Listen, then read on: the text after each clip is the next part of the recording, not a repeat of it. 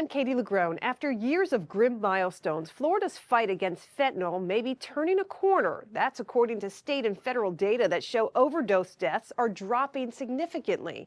But we're investigating why these lower numbers aren't telling the full story. Gage was an old soul in a young man's body. He loved music, he loved animals, was very funny. His laugh was infectious. But on September 26, 2022, Gage Taylor's love and laughter became a memory. It never gets better. As time goes on, it actually gets worse.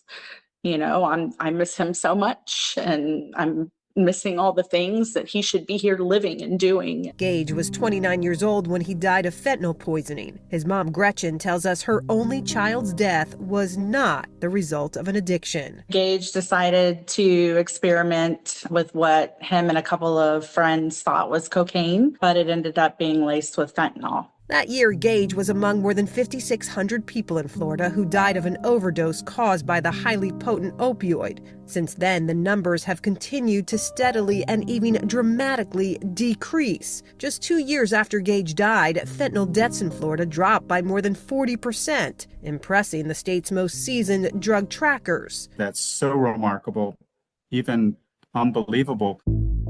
But the downward trend of fentanyl deaths in Florida may just be half the story of the state's ongoing fentanyl crisis. We made 51 arrests. Fentanyl busts are still prompting local press conferences. There's a half a brick. Routine traffic stops are still leading to fentanyl discoveries. There's more back here.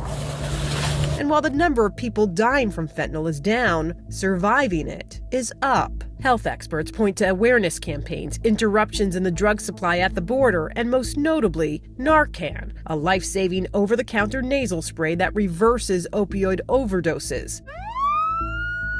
First responders call it a game changer. Year to date, we've run north of 400 overdoses. We've given 385 doses of Narcan. I think of it like an AED or a fire extinguisher. Dr. Justin Arnold is the medical director for the Poison Control Center in Tampa. He's also an ER doctor. Drug overdoses, he says, while slightly down, remain a daily battle, with fentanyl still a top threat. While the deaths might be on the decline, how do we know if the use is on the decline? That's a lot harder question because there are things that are mixed in with fentanyl and testing is still limited. Fentanyl survivors don't always go to the hospital. If they do, testing isn't always done. It is difficult to track the exact use of fentanyl. Dr. Bruce Goldberger tracks drug use and new drug trends for the state of Florida. Fentanyl, he says, is a tough one. We have no mechanism to self-report, and people are not going to self-report that, hey, I'm using fentanyl.